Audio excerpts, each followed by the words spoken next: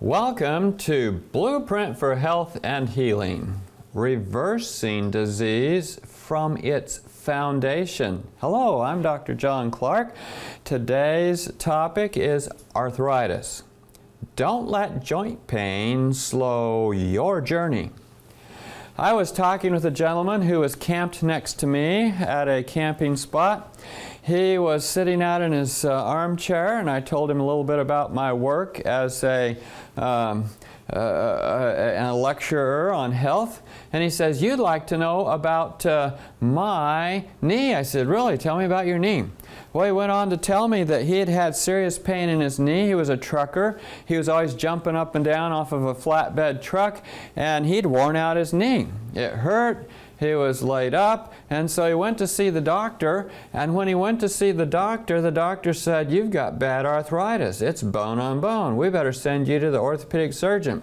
So off to the orthopedic surgeon he went. And when he went off to the orthopedic surgeon immediately signed him up for a knee replacement. Well, he went home and told all his friends, "I'm going to get my knee replaced." And they said, "Didn't you try anything else first?" And he said, "Well, like what?" And they said, "How about a charcoal poultice?"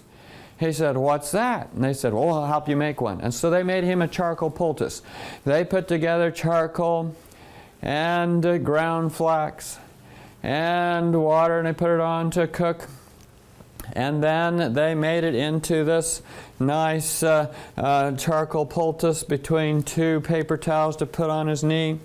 They put it on his knee and wrapped it with plastic wrap, and then sent him, to bed. They sent him to bed each night. Within 3 days, his knee pain was gone. His swelling was gone. He's like, "Why'd I sign up for a total joint surgery? Why?" Well, I went and talked to the doctor the day of surgery and said, "Hey, doc, I want to talk to you. I'm not sure I need this operation. I don't have any pain in that joint now, and I've been doing some natural remedies." And the doctor said, "Well, I hate to operate on somebody who isn't having any pain in their joint, because you're going to have some pain after surgery, and that might not be pleasant." So they canceled the surgery. Well, I was 2 years earlier. He says maybe once or twice a month he would now do a charcoal poultice if he had a twinge of pain in that knee.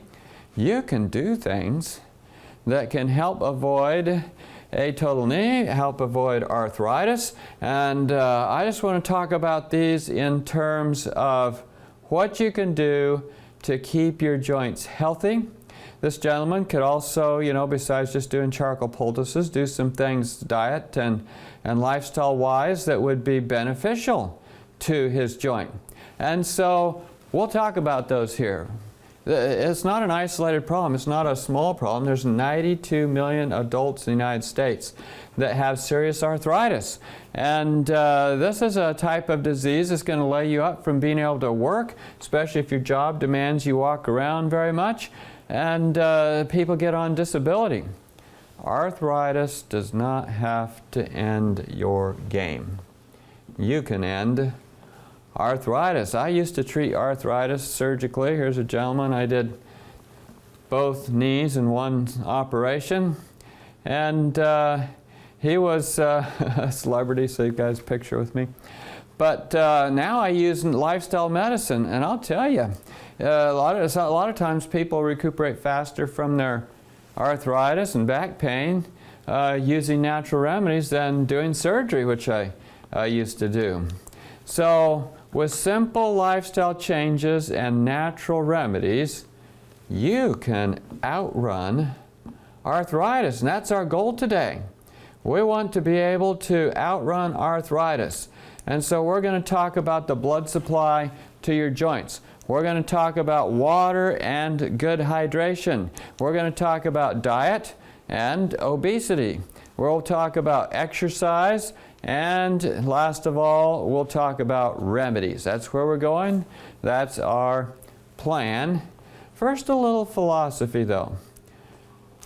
Disease is an effort of nature to free the system from conditions that result from a violation of the laws of health. What's another way of saying that? Arthritis is not a deficiency of Motrin or naproxen or aspirin. It means you did something you did precipitated the problem. And since you did that and you precipitated the problem, maybe you can quit doing that. Reminds me of a friend I had up in Maine, and he says, oh yeah, you go to the doctor. And you say, Doc, every time I do this, it hurts right here. What do I do? And the doc says, just don't do that. Well, yeah, all right. That's the idea. And so let's talk about cartilage, which is the part of your knee that is like the joint surface. It's the part that wears out. And we're going to talk about its nutrition in detail. But here's somebody's knee. Just pictured, just for illustration. I'm going to use the knee as my example. I mean, you have lots of joints, they're not just all knees, but this is going to be the one we're going to have as an example. And I'm going to show you on x-ray just what it looks like. So if we took an x-ray of this knee, there it would be, and you have the femur up top, and you have the tibia down at the bottom, and you have the space in between. Notice on the x-ray there's a space between the joints. That's cartilage. See, cartilage doesn't have any calcium, so it doesn't show up on x-ray. So this x-ray here can give me an idea how much cartilage is left, because we can just measure it with a tape measure, right? Yeah. And so if I superimpose those bones, as we saw in the x-ray on top of the joint, it might look something like this. And I'm going to take away the knee from behind shortly. There's the femur above and the tibia below. That's the names of the bones. And then there's the knee joint in between.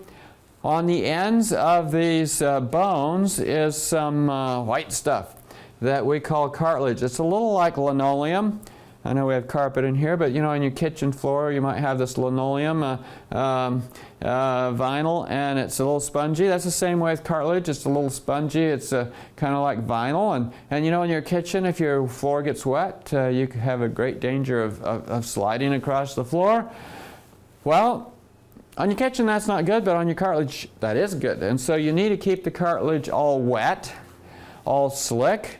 And so there's a capsule around the joint to help keep the fluid in. There's a capsule around the joint that also will separate the blood supply from the whole joint. Now your cartilage has no blood supply. It's not dead, but it's not real metabolically active, but it doesn't have blood vessels running through it because you're always pounding it, and blood vessels wouldn't handle you jogging or pounding it. It does get nutrients, and the way it gets nutrients is you have capillaries running through the capsule. You have capillaries in the end of the bone. Capillaries are blood vessels so small that only one red blood cell at a time can go through them. And so we have to keep blood flowing by the joint in order for nutrition to come to the joint. And here's the way it works. The blood comes by and it drops off oxygen, it drops off water, it drops off nutrients. They all go soaking across. I say soaking, we'd say diffusing in medical terms, but that soaks across the capillary basement membrane, across the wall of the capillary, across the capsule. Then it has to go into the joint. Once it gets into the joint, it has to go into the cartilage, diffuse into the cartilage, sort of by passive diffusion. And then the cartilage cells will use that nutrition for growth, for maintenance of health, the oxygen for growth and maintenance of health. And once it's metabolized these things, then we have to get rid of them, the waste products. And the waste products will come back out of the joint space, here pictured as a little yellow arrow, and will go across the capsule, across the vessel wall, and into the bloodstream, and go out of the body and get sent to the liver, kidneys, skin, lungs to be expelled. And so anything that messes with that is going to cause you pain. In the back, we have a disc between two bones. And this disc between two bones is a bit like your knee joint. There are blood vessels on the very edge of it, the annulus as we call it, or the ring of tissue around the outside of it. But there's no blood vessels going into the cartilage. And well, it's actually, cartilage and a disc. made out of connective tissue. And so you have to have a good diffusion going on here. If I look at the spinal disc from the top, it'll be a round circle, or sort of round, and blood vessels around the sides. And so we have to get nutrients from the edge to the middle, and we have to get waste products from the middle back out to the edge. And anything that disrupts this is going to give you trouble. Anything that impedes fluid flow to and from the cartilage is going to impede cartilage nutrition and cartilage getting rid of its waste products. And you don't want waste products to accumulate. Cartilage depends on its nutrition for health and for repair. I mean, every day after you've used your cartilage quite seriously, it's going to need perhaps some repair. And so poor nutrition and failure of repair, the nutrition gets behind, the repair gets behind, and you end up with cartilage that never recovers, and it accumulates damage, and that becomes arthritis. Now let's start with water. I said it's water that carries nutrients across this basement membrane, and it's water that carries it back. And so you need to realize how important water is. Everybody should be drinking plenty of water, because cartilage is anywhere from 65 to 80% water. At least, hopefully it's closer to 85. Most people are dehydrated. And look at my little picture here, artist's conception of some cartilage. Notice that there's cells, but they're not very close to each other. And notice that there's sort of some background tissue there. We call that stroma. And so this is what the cartilage looks like. And if we think about what the role of water is, it acts like a shock absorber. It lubricates the surface. And, yeah, it's what brings the nourishment in.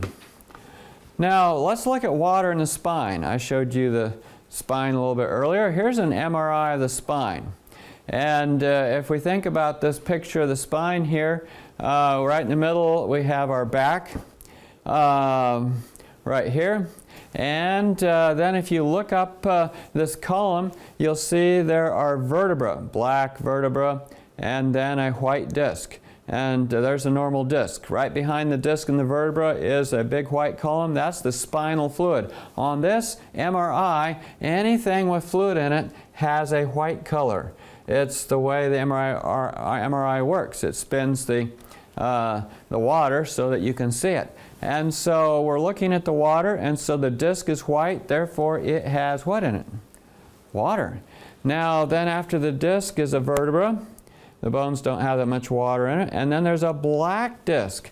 A disc that doesn't have white, so it doesn't have water, so it's dehydrated. This person hasn't been drinking enough water.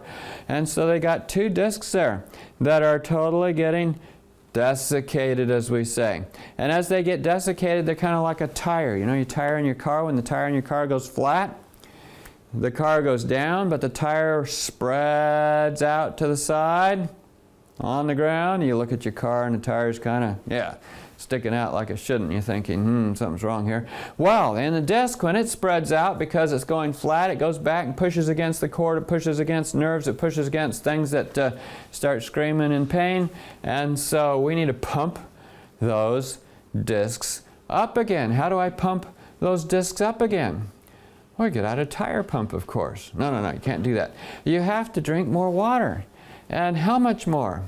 Well, it would be good for most people to drink 3 liters or 3 quarts of water a day. That would be very good at replacing losses. That would be very good at making it so that you end up with discs that don't look like that. How long will it take? Can I just drink an extra glass of water today? Will 1 glass of water do it? Would that be sufficient? No, it's going to take you a while. I had one lady that she had dry eyes. Put her on a 3 liter of water a day program, which was a dramatic increase from her usual habit. It took 3 weeks before all of a sudden she realized, I don't need eye drops anymore. My eyes are fine. 3 weeks to rehydrate that thing. Well, it might take more than 3 weeks for these things, but you definitely want your water. All right, so let's look at dehydration. No water, no fluid flow. No fluid flow, no nutrient flow, no oxygen flow. And waste products accumulate. What are waste products usually made out of? Waste products are usually made out of acids, like lactic acid, arachidonic acid, other acids. And the acids, you ever see a picture of a box that is giving you caution that there's acid in the box, and it shows somebody's hand and they're getting eaten up by the acid?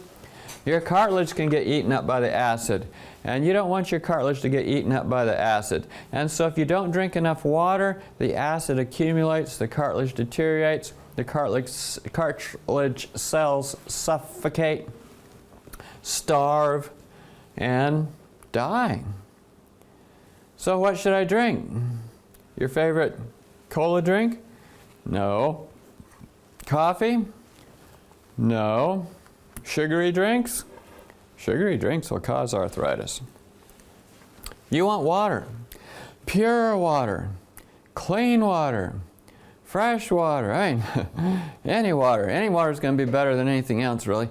I mean, you want to make sure it's not contaminated, but here we go. So drinking, how much water should I drink? Well, I've said here, 3 liters, and the research that's, really sticking it down to a number says that a man needs 3.7 liters and that a woman needs 2.7 liters. 2.7 liters is, almost 3 quarts. And so this is a good number. So I just tell everybody 3 quarts. And how do I make sure I drink it? It's good to have, a measured amount of water in a container. I tell people to go get a big 3-quart jug or jar or something. You can buy lots of things in 3-quart jars. I mean, some drinks come in 3-quart plastic bottles, and just make sure you get it drunk by the end of the day. And the sooner in the day you get it drunk, the less of it you'll have to get up in the middle of the night to pee. And but it's also based on how warm it is. So if the temperature is cold, 59 degrees Fahrenheit or 15 degrees Celsius, then yeah, maybe you only need 2 liters for a day. But if you're out there where it's up in 100 degrees, then you're going to have to, double or triple that in order to keep up with your demands. And if you're very active, you're working hard, you're splitting wood, you're raking leaves, you're doing something like that, then you're going to need more. That sounds complicated. How do I know if I have enough? You go by what color your urine is. If your urine's getting really dark, you're getting behind. If your urine is still pretty pale, then you can figure you're keeping up with your demands. We need a lot more water than we're used to drinking.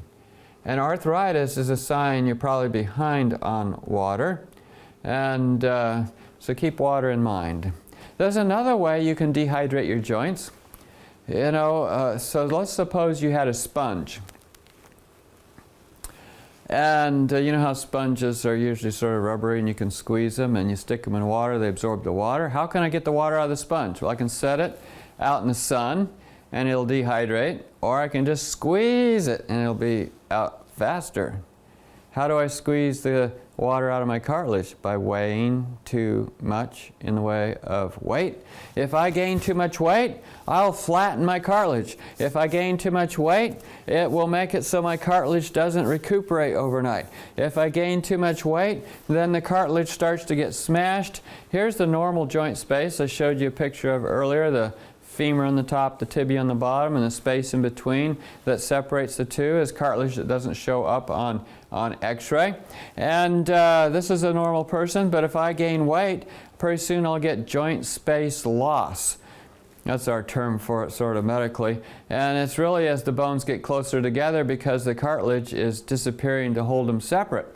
And there you go. And it gets worse and worse until you have bone-on-bone arthritis. Now, I don't know if you know anything about mechanics or working with tools, but if you take a chisel that's made out of iron and you keep hitting it with a hammer that's made out of iron, pretty soon the top of the chisel will start swelling into a mushroom shape. Well, the same thing happens with our cartilage, and our bone. See, the cartilage is gone, the bone starts to mushroom out at the side. We call it osteophytes. It's a funny name. But anyway, it's bone spurs. The bone is, and that pokes on nerves, muscles, tendons, ligaments, things that say, don't do that to me, and it hurts. And you're going, hey, it hurts right here every time I go up and down the stair. And so that's bad news. Same thing happens in your back. Overweight people are always putting extra pressure on the back. Now, if you take a teenager and you measure their height in the morning and you measure their height at night, there'll be about a ½ inch difference. About, 12 millimeters. And this ½ inch difference is due to the fact that during the day they squeeze all the water out of the discs in their back, and then overnight they rehydrate those discs, or those discs, rejuvenate. If you're overweight, you'll smash those discs beyond recuperation in one night's sleep. And so you end up with discs that don't recuperate in the night period. Now, since obesity wears discs out so bad, since obesity wears out knee joints so bad, it's considered a very high risk. And so if you start losing weight, if you can lose 10% of your weight, then you can see a 28% improvement in knee function. Wouldn't it be nice to be able to put $10 on the stock market and come out with 28? That would be great. Well, here, you can lose 10% of your weight and improve your function by 28. Well, let's talk now about diet and cartilage. You are what you eat. At least that's a popular saying. I say you're made up of what you eat. And so if you want your cartilage to be good, you better eat something good. And what do I need to eat that's good? Well, let's start off with the foods that aren't good. How about refined foods? After all, aren't we refined people? Shouldn't we be eating refined foods? Well, what happens if I eat refined foods? Refined foods are things that have gone through processing. There's a film out there called Processed People. It's sort of a spin on the idea that, they eat too much processed food, and they get all kinds of diseases because man changed their food in a way that didn't improve it. All right, so what happens is you end up getting all the red blood cells stuck together when you eat processed refined foods. It's kind of like the Michelin Man. Michelin Man would be a rouleau or a stack of things stuck together, in this case tires. And if we look at my illustration here, I've stuck a bunch of red blood cells together in the capillary. That's literally what happens. If we look at a video here of blood flow in a hamster's pouch under a microscope, you can see that the blood's flowing quickly. You can pick out individual cells. It's going around the corner without any trouble, and that would be good blood flow. But if we go eating oil, we go eating sugar, we go eating processed foods, we go eating refined carbohydrates, then we get these rouleaus. See the rouleau coming up here from the left-hand side, a bunch of cells stuck together, and they can barely make it around the corner. And you know what's going to happen to the oxygen supply to that joint? It's going to go flat. And this is disastrous. And this is just because people ate refined foods. Foods that, make your blood sugar go up, stick everything up with sugar. They make your blood lipids go up, stick everything up with fats. There's other things that'll do this. Alcohol does this. That's one of the reasons why you get drunk. It reduces the oxygen to your brain. There's other reasons too. I mean, this stuff is poison to the neurons. And oils. In that illustration there, in that video of that hamster pouch, the first thing they did is they gave them vegetable oil, and the effect lasted for 17 hours. Then they gave them cream, and the effect lasted for 21 hours. That's 21 hours in low oxygen in the joints, in the brain, in the kidneys, wherever. And so cream, ice cream, all these products that are high in fat and will affect your what we call blood rheology, but it's whether the cells stick together or not. Sugar definitely does it. Sugar from all kinds of sources. Sugar, plain, table sugar, colas with their fructose, and pastries and cakes and so forth. Anything that would give a diabetic a high blood sugar will give you arthritis. So diabetics have a lot of arthritis for sure. And so white bread, white pasta, white tortillas, white rice, white this, white that. What you really want is good, nutritious food. Highly nutritious food. Food with lots of micronutrients. Food with lots of fiber. Food that will sustain life and give your joints a ability to recuperate. And you got a good picture there of lots of good foods, and they improve the blood flow. And they have lots of omega-3s. These omega-3s will make it so that your blood flows even more smoothly. This would be in fruits, vegetables, nuts, and seeds. And so you can eat your medicine. Isn't there a famous saying that says, "Let food be thy medicine and medicine thy food"? Yeah. And we're kind of playing into that here a bit, as you can see. Now the next category of foods, of which there's several categories we're going to go through, is the vasoactive foods. These are foods that make the blood vessels tighten up. These are foods that make it so the blood vessels are going to restrict blood flow to your joint. And what literally happens is the blood vessel pinches down.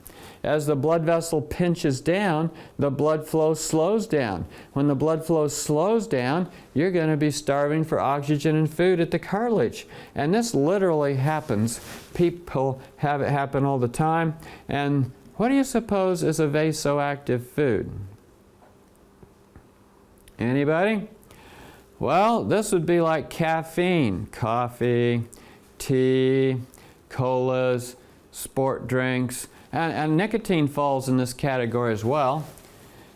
Interestingly enough, when I was in school, when I was in my internship, I did a rotation on vascular surgery.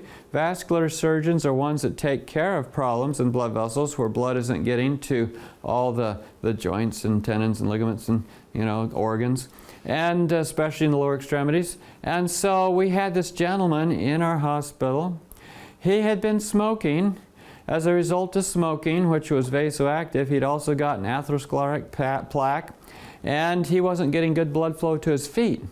His feet started turning black, gangrene type thing. It was from no blood flow.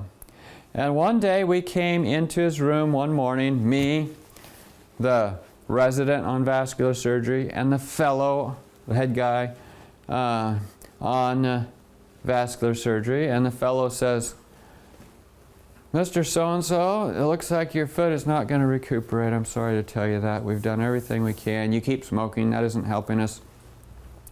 So I want you to skip breakfast today. I want you to skip lunch today, and this afternoon we're going to take you to surgery, and we're going to have to do an amputation of that right foot." And it was sort of a rude awakening for Mr. So-and-so, and he was like, "Wait a minute, can I, let's have I want to talk about this." You ever tell that to your parents before you go spanking? "Oh, let's talk about this. Are you sure? Isn't there anything else?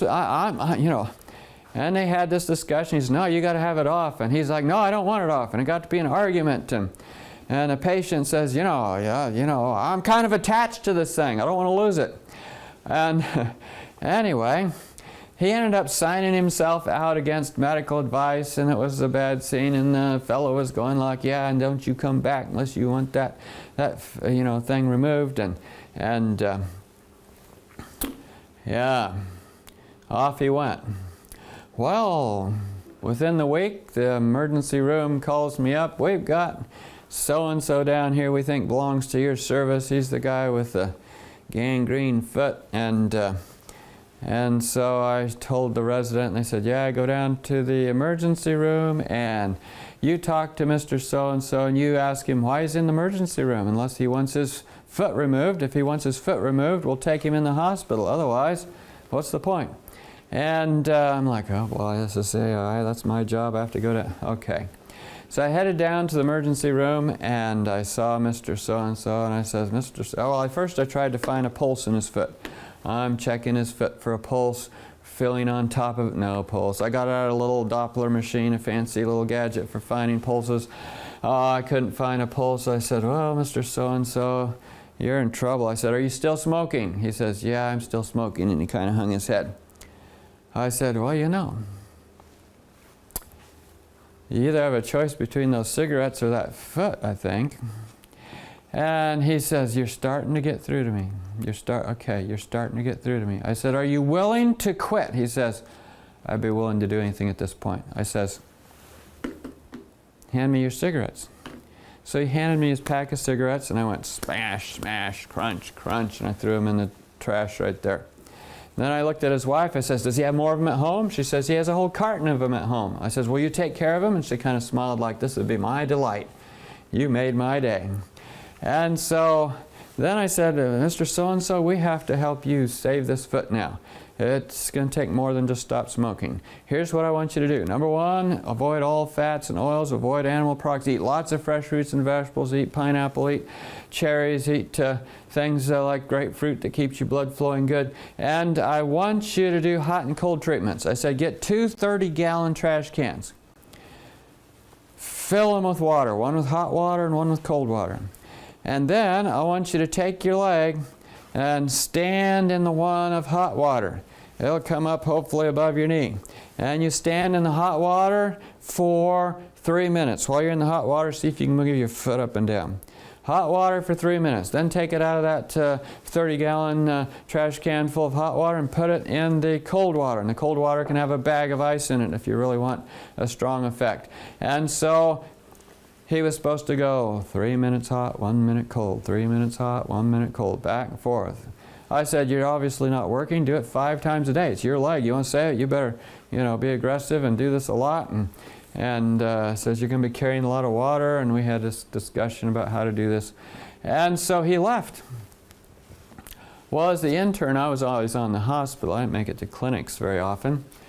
But one day I was thinking, I bet he's already been to clinic.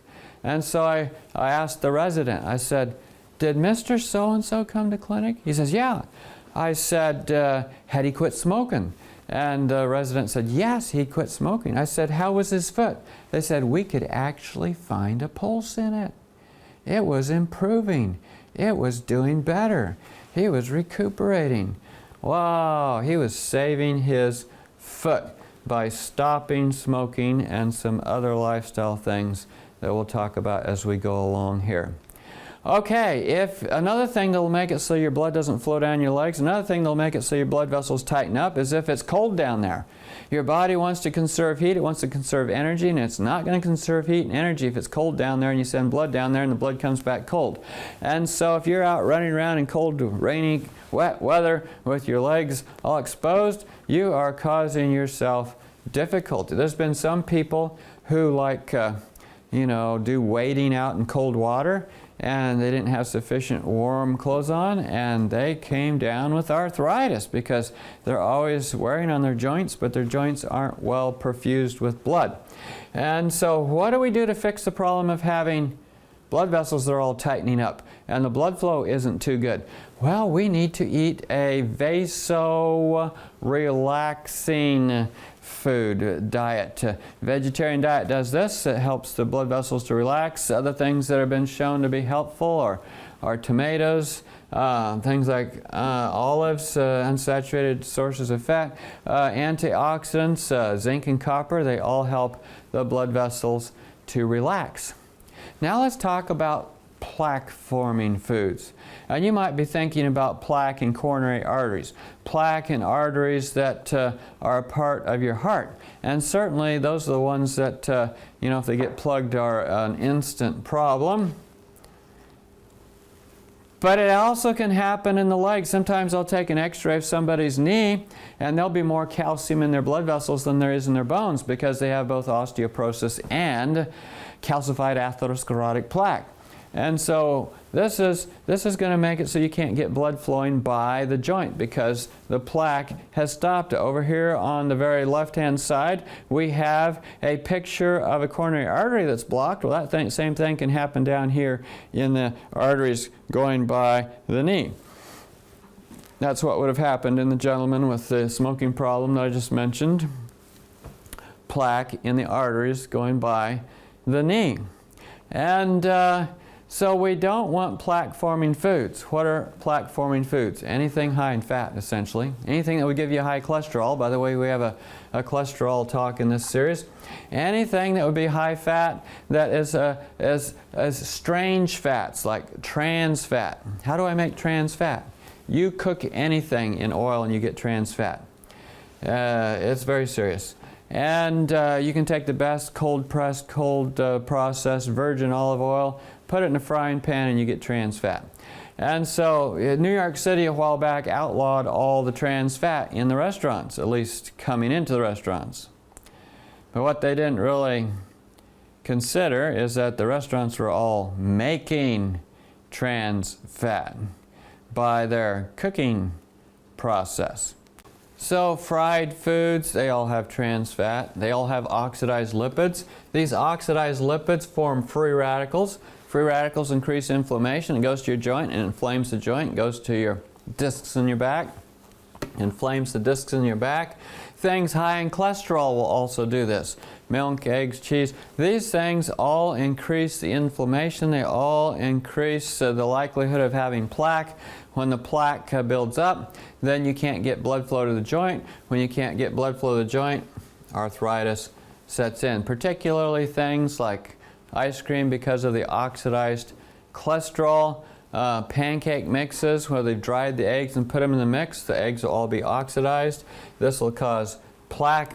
What do I do if I'm all plugged with plaque? Is it the end of the world? Do I have to go to, to the hospital for vascular surgery? No, you just start changing your diet. Coldwell Esselstyn of the Cleveland Clinic has shown on angiography that blockages in coronary arteries can be unplugged simply by changing the diet. And the optimal diet, according to him, consists of grains, legumes, vegetables, and fruit with less than 10 to 15% of the calories coming from fat. Low-fat diet. The fat in your bloodstream is in equilibrium with the fat in that plaque. You lower the fat in the bloodstream, the fat has to come out of the plaque. The plaque recedes, a little exercise and sunshine, and it goes away. All right, let's talk about inflammatory foods. Foods that create inflammation. Inflammation being like oxidation and so forth. This is, when your joint swells, it hurts, that's inflammation. And there's foods that will do that to you. What do you think is the most likely food to cause inflammation? Now, hopefully my picture there isn't really confusing. Yeah, peppers will do it, but that's not the top of the list. What kind of food? The food that's the most inflammatory is meat, and it'll inflame the joints. And when it inflames the joints, something happens. It thickens the blood vessel walls. Now we're trying to get oxygen across that blood vessel wall. We're trying to get water across that blood vessel wall. We're trying to get nutrients across that blood vessel wall. It just tripled in thickness, and now we can't get anything across it. What's more, we can't get waste products from the joint across it. And so we're in big trouble. I'm going to show you how this works on a slide of some kidney. They did an electron microscope picture of a kidney. They do that quite often in trying to diagnose kidneys, so it's a lot of these pictures available for showing.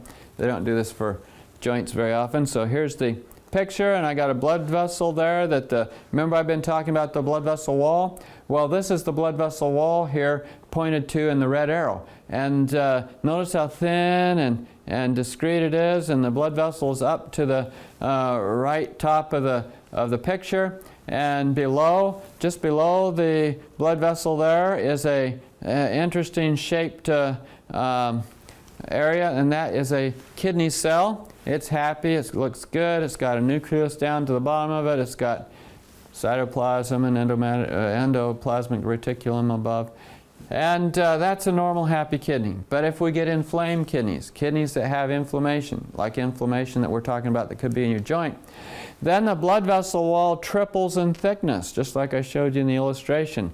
When it triples in thickness, then you can't get nutrients into the kidney cells. Same thing with your joint. You can't get nutrients into the joint. Look at on the very right-hand side of our picture there, we have a rouleau of red blood cells all stuck together. That's what that is. It's in a blood vessel, and the blood vessel wall, again, is very thick. Just to the left of that is a kidney cell. Doesn't look nice and clean like the kidney cell up above. It just looks like it's full of junk. It's got waste products all accumulated. And so this is, in real life, a picture of what I'm talking about when you have an inflammatory diet, of which meat tops the list as one of the most inflammatory foods. And of the meats, your most inflammatory meat that you can eat would be pork.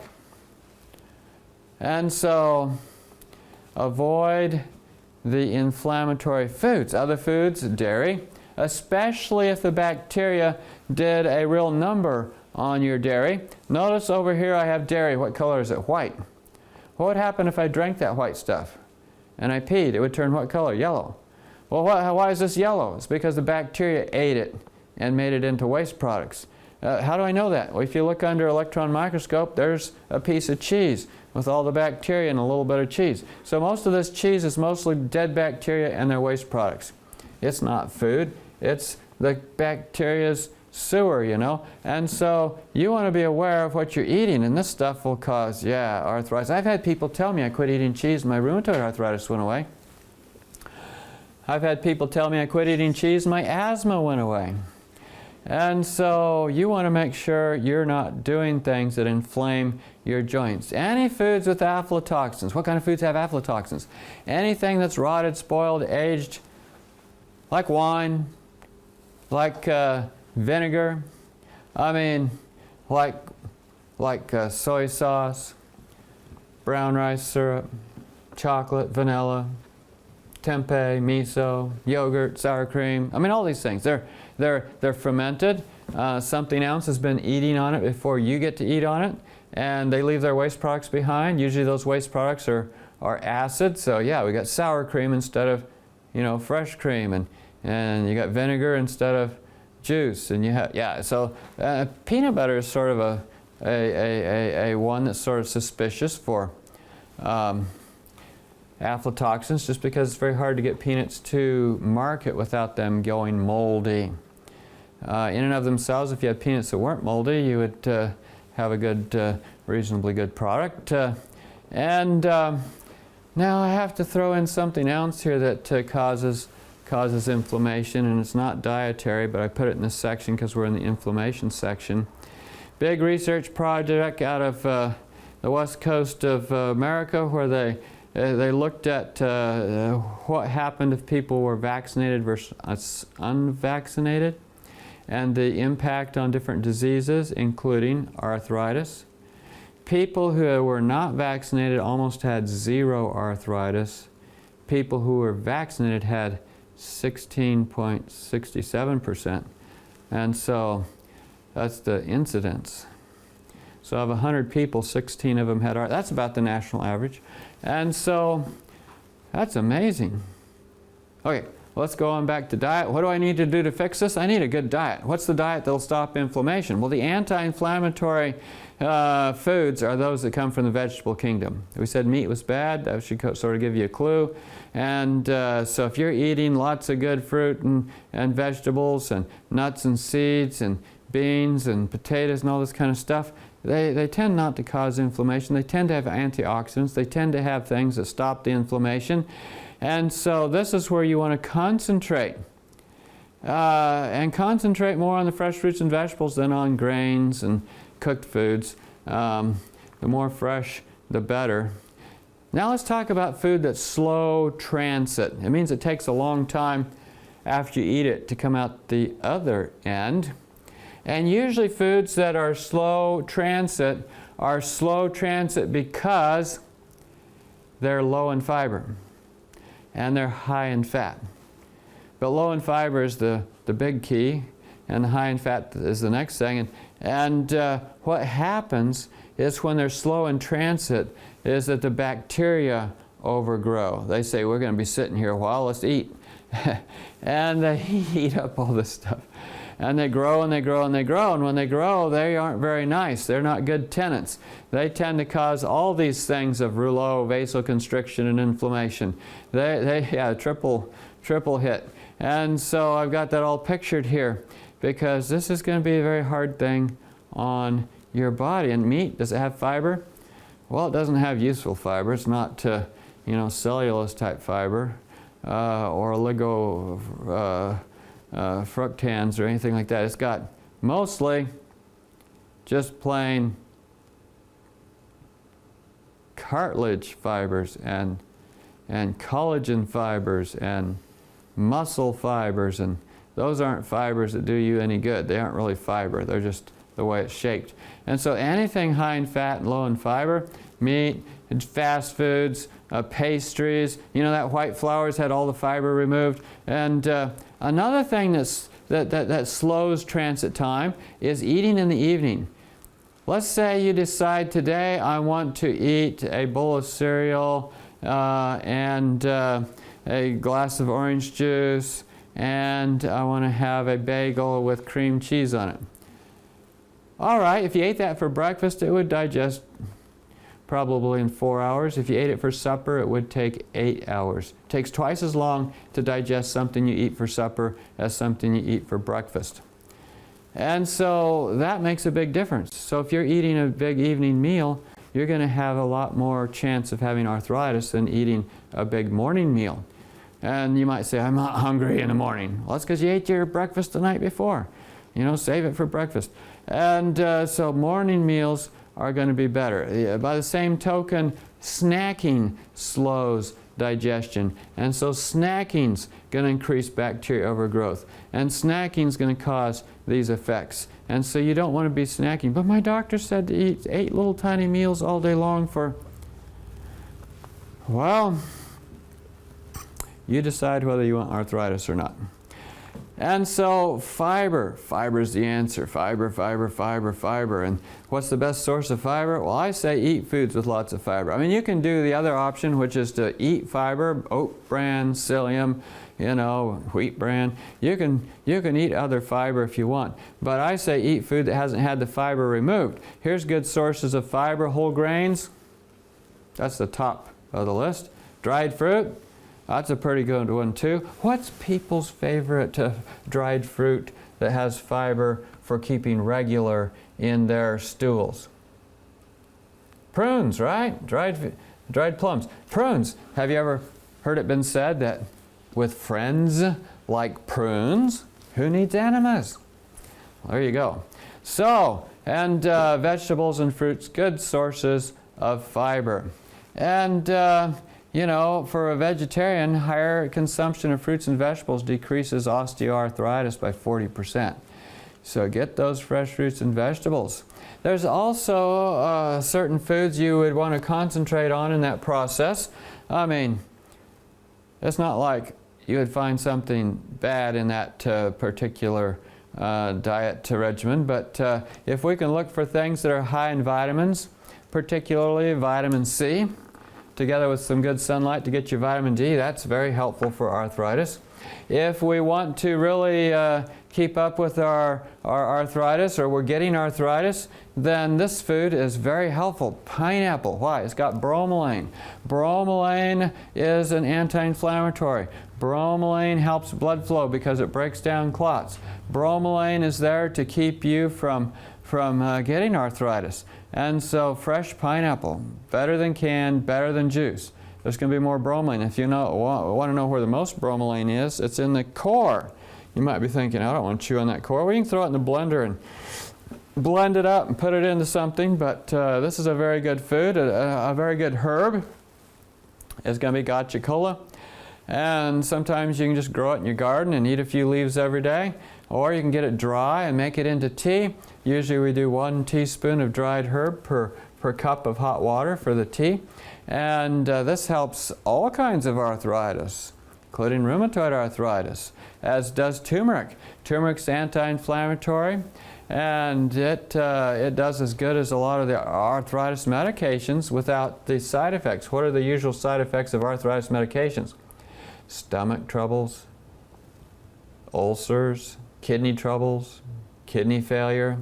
So you can choose things that are good, and I like making tea out of this kind of thing, or putting it in my salad. Some people put it in the water when they make a vegetable broth or make soup. Oh no, what have we been talking about? Isn't it really the Bible diet? Fruits, grains, nuts, seeds, vegetables. Genesis 1:29 and 3:18. That's what we're talking about here. And so if you can eat the original diet, you'll have better cartilage. Now let's talk about cartilage and exercise. Maybe you're saying, exercise. I think I'll wait on the exercise. I want to keep my joints good for retirement. I want to save a little bit of time on it. You think that'll work? Actually not. If you don't use it, you got it. You lose it. And so you need to be active. Why do you need to be active? What's it do for the cartilage? Well, remember we said there's no blood vessels in the cartilage? Since there's no blood vessels in the cartilage, you have to put a heartbeat in it yourself. How do I put a heartbeat in it?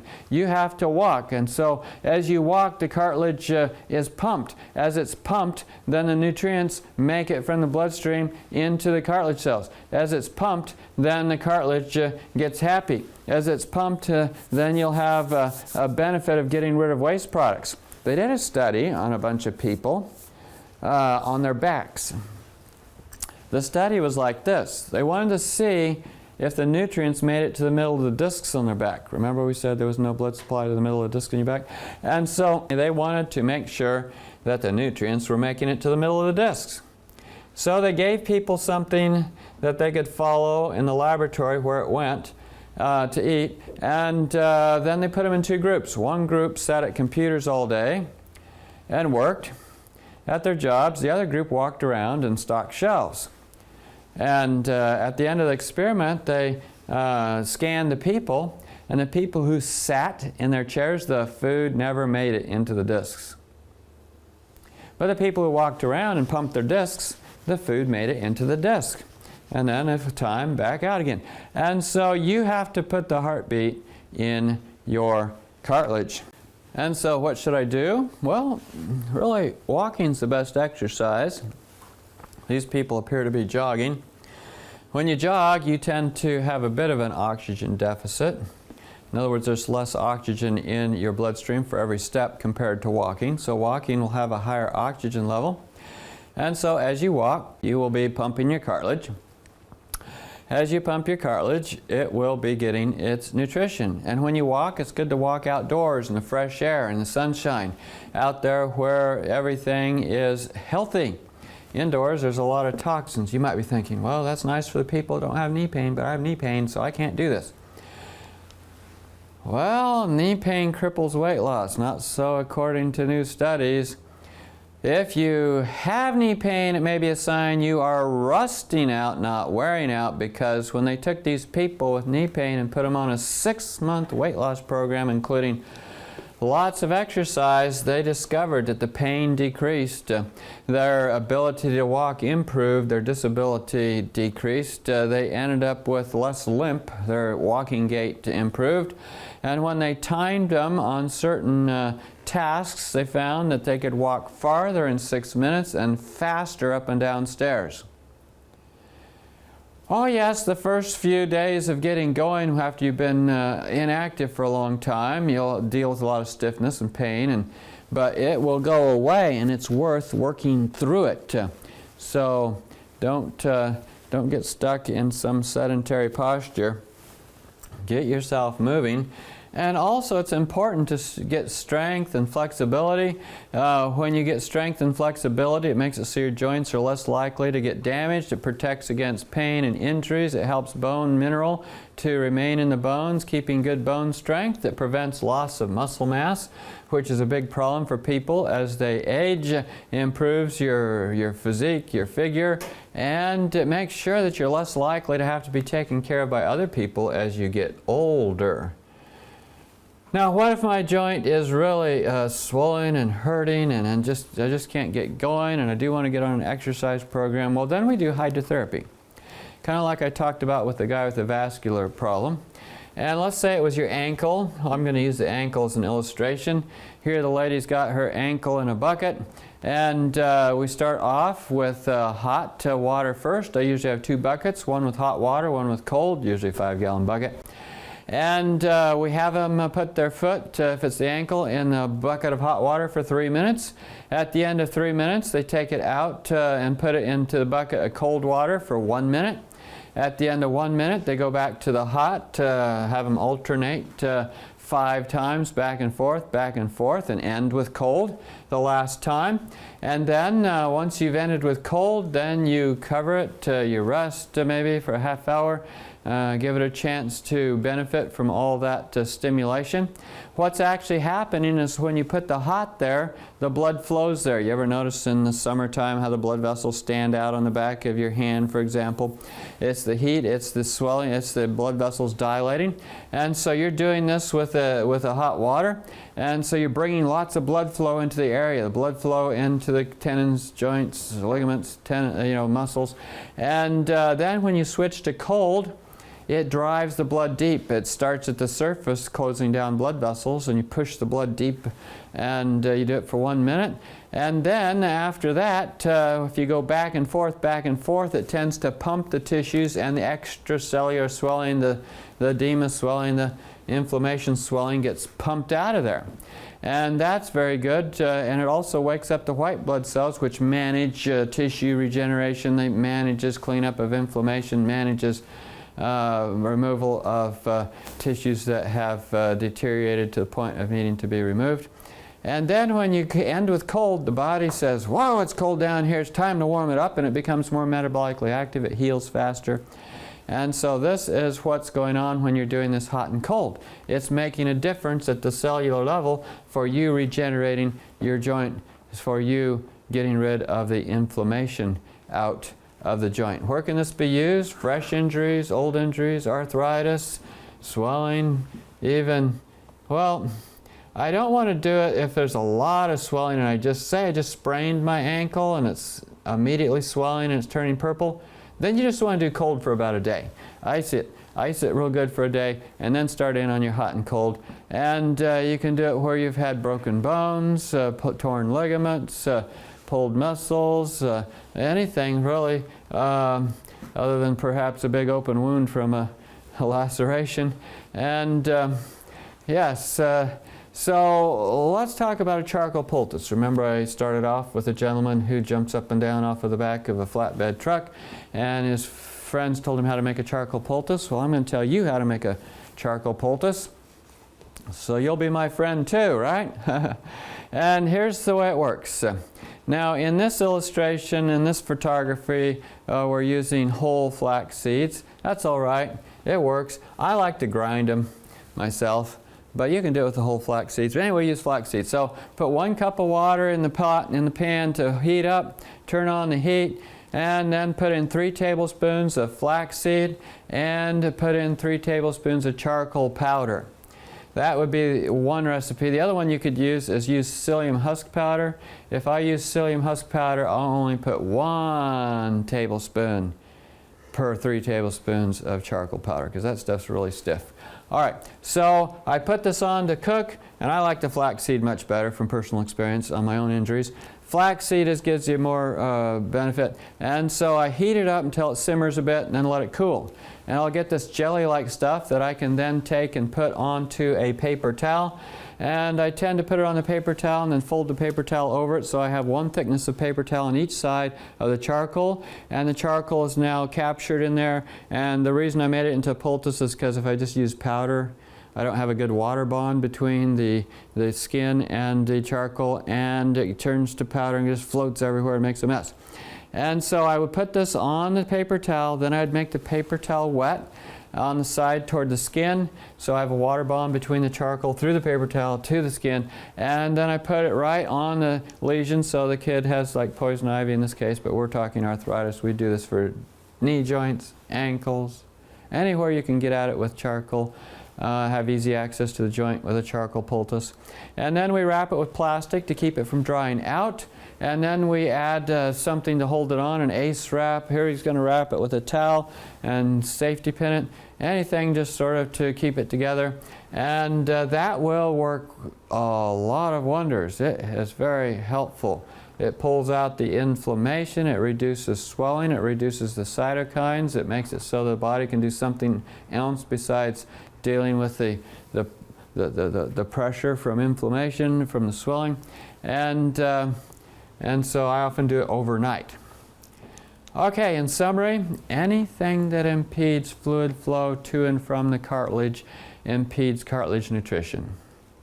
Cartilage depends on its nutrition for health and repair. Poor nutrition and failure of repair will end up giving you arthritis. So, don't let joint pain slow your journey. If you do, you can't do what you always wanted to do. People retire and then they can't climb Mount Everest like they wanted to when they retire. Well, maybe not that big a mountain, but I have a friend that likes to climb mountains until he got arthritis. And you don't want the pain, swelling, deformity. You don't want to be a burden to others. You don't want to have disability and inactivity, isolation, and early death, as is often the case. So, drink adequate water. Joints need water. Exercise every day. Choose a very wholesome diet, high in fresh fruits and vegetables. Avoid animal products and oils and inflammatory foods. And so if you want to review this topic, go to our website here at Northern Lights Health Education. Over here on the left-hand side, you see presentation handouts. That's where you want to go. There'll be Arthritis, Don't Let Joint Pain Slow Your Journey there. NorthernLightsHealthEducation.com. This has been another presentation in the series Blueprint for Health and Healing, Reversing Disease from its Foundation.